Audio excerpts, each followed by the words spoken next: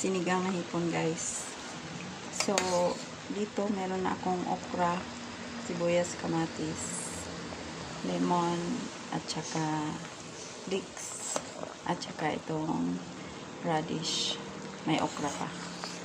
So, luto na yung mga gulay na yan. Nandyan na rin yung piniga kong lemon.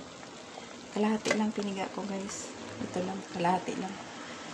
Kasi, ito, pag binuo mo na, maasim na. So, kalahati lang. Tapos, huwag nyo isama ang buto dyan, guys, kasi mapait. Yung juice lang talaga ng lemon. So, ilagay na natin ang hipon. Swahe na hipon.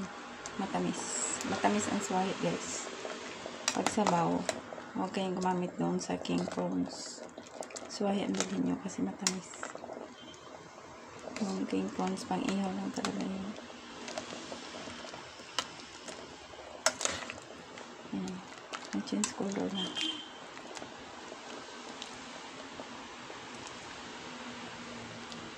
So, pwede lang patayin ang apoy. Ganyan lang ang sinigang namin, guys. Walang kangkong. Naubos ko na kakukuha ang kangkong sa taas. Tsaka, ewan ko, kung mag-order bukas, lagi nakakalimutan mag-order dahil nga may tanim sa taas. So, thank you so much, guys, for watching. Sana mag-subscribe kayo, guys, para mag-harvest naman tayo at gumanda naman ang kusina natin.